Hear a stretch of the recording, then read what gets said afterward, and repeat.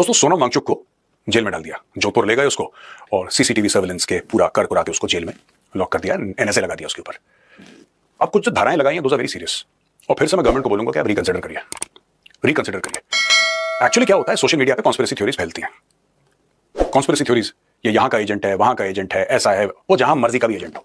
मैं आपको दो तीन चीजें बताता हूं आज, बहुत इंपॉर्टेंट है लद्दाख के परिप्रेक्ष्य में। सबसे पहले मैं आपको यह समझाता हूं इसकी टाइमलाइन क्या है, ये जो मामला पूरा हुआ ये हुआ कैसे।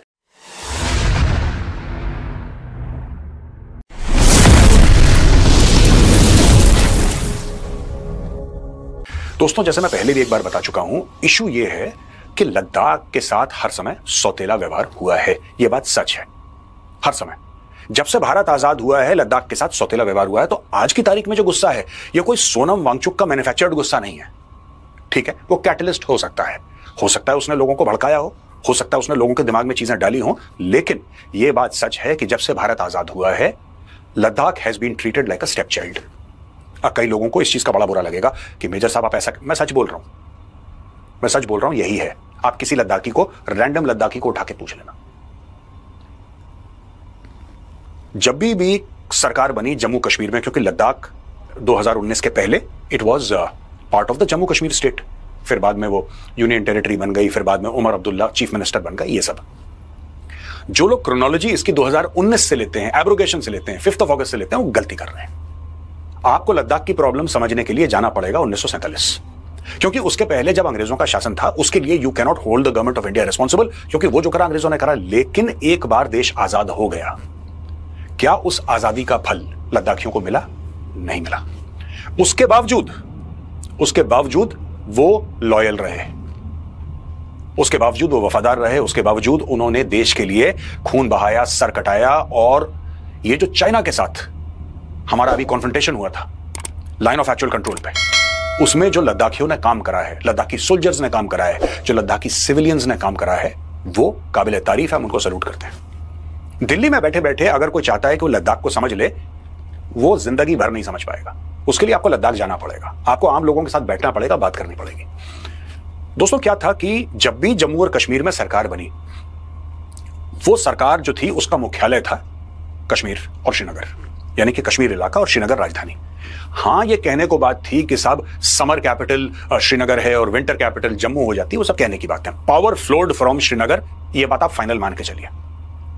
और भला कुछ परिवारों का हुआ, आम लोगों का तो हुआ ही नहीं भला।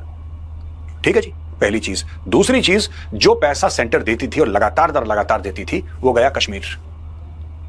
थोड़ा मिला जम्मू को, बहुत थोड़ा। इसमें जम्मू के साथ भी, डोगरों के साथ भी सौतेला व्यवहार हुआ, और लद्दाख को मिला कुछ भी नहीं। ये लद्दाख जाना ठीक नहीं समझते थे ये लोग। मैं आपको बताता हूं, लद्दाख जाना ठीक नहीं समझते थे। ये वहीं पे डल लेक के आसपास घूमना, वहां पे कभी कभी दिल्ली आ जाना।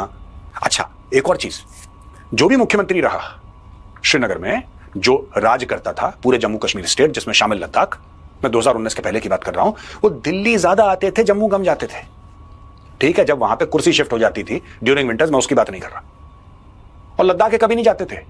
अगर आप इनका रिकॉर्ड देखेंगे, चाहे ये महबूबा मुफ्ती हो, चाहे शेख अब्दुल्ला हो पुराने, चाहे फारूक अब्दुल्ला, ये लद्दाख कम गए, दिल्ली ज्यादा, जबकि दिल्ली दूर है। लद्दाख तो आपके राज्य का इलाका है, आपको जाना चाहिए था।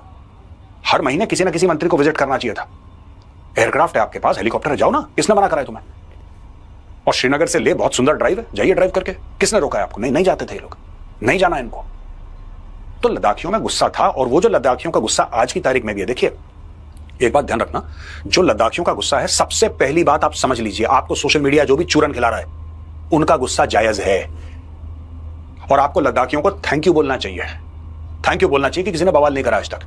You should be thankful to the Ladakhis rather than criticising, ये हो गया वो हो गया। एक और बात मैं आपको बताता हूं, दो बॉर्डर लगते हैं, ये कभी मत भूलना। Ladakh is a sensitive border state, दो बॉर्डर लगते हैं वहां पे। लाइन ऑफ कंट्रोल है, लाइन ऑफ एक्चुअल कंट्रोल है। आपको क्या लगता है वहां पे चाइनीज इंटेलिजेंस सक्रिय नहीं होगा, या चाइनीज इंटेलिजेंस कोशिश नहीं कर रहा होगा? तो आप क्यों किसी को मौका दे रहे हैं ये सब चीजें करने का? क्यों मौका दे रहे हैं? अब अगस्त 2019 में एब्रोगेशन ऑफ आर्टिकल जब 370 हुआ, ठीक है ना, आर्टिकल 370 का एब्रोगेशन हो गया 5 तारीख को, तो सोनम वांगचुक ने बोला कि साहब हम वेलकम करते हैं, और लद्दाख का जो ये यूनियन टेरिटरी का स्टेटस है, पर इन्होंने बोला कि जो रिसोर्सेज है हमारे पास, जो खनिज पदार्थ हैं जमीन के नीचे, उनका एक्सप्लॉयटेशन नहीं होना चाहिए। ठीक है, चलिए, वेरी गुड। अब हम आते हैं जनवरी 2023 में, 5 दिन का क्लाइमेट फास्ट, कि क्लाइमेट क्लाइमेट अनसेटल हो रहा है लद्दाख का, और ये सब दुनिया भर की चीजें ये सब हो रहा है। तो खरदुंगला, जो लोग गए होंगे, लद्दाख बहुत ऊंचा है, highest motorable pass I think उसको कहते हैं खरदुंगला को। तो खरदुंगला में उन्होंने फास्ट करने की एक इच्छा जाहिर करी। तो एडमिनिस्ट्रेशन ने मना कर दिया और बोला कि नहीं, आप लेह में प्रोटेस्ट कर लीजिए, आप खरदुंगला मत जाइए। चलिए ठीक है। अब दोस्तों हम आते हैं अक्टूबर 2024, ठीक है, यानी कि कुछ ही महीना पहले 16 दिन के हंगर स्ट्राइक इन्होंने एंड करी अपनी, जो 16 दिन के लिए हंगर स्ट्राइक पे थे, क्योंकि होम मिनिस्ट्री ने बोला कि ठीक है, हम लद्दाखी ऑर्गेनाइजेशंस के साथ बातचीत करेंगे। फिर दोस्तों हम आते हैं सितंबर 10, 2025 पर, 35 दिन की hunger strike demanding statehood for Ladakh and inclusion under the 6th schedule of the constitution.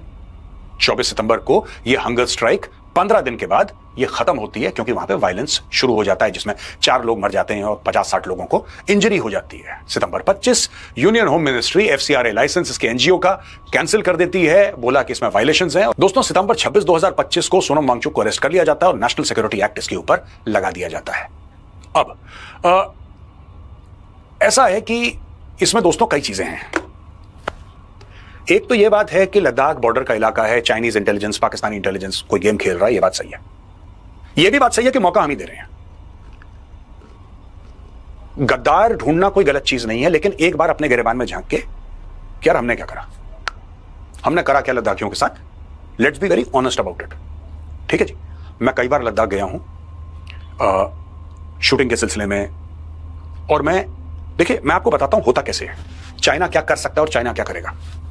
आपको पता है कि वो बुद्धिस्ट इलाका है, Ladakh is a Buddhist majority state. Ladakh में मुस्लिम्स भी हैं, अगर आप कारगिल की तरफ जाएंगे तो आपको शिया मुस्लिम्स बड़े मिलेंगे और ये सब चीजें हैं। लेकिन अगर आप लद्दाख को एज एन एंटिटी पूरा देखेंगे तो आपको ये पता लगेगा कि लद्दाख के अंदर ज्यादातर बुद्धिस्ट है। चाइना ने क्या कर रखा है कि चाइना जो है दलाई लामा को नहीं मानता। चाइना कहता है हम अपना दलाई लामा लेकर आएंगे। आपको ये सब स्टोरीज पता है, और आपको पता है कि लद्दाख जो है वो बुद्धिस्ट इलाका, ये मैं आपको बता चुका हूं, यानी कि मेजॉरिटी पॉपुलेशन बुद्धिस्ट है।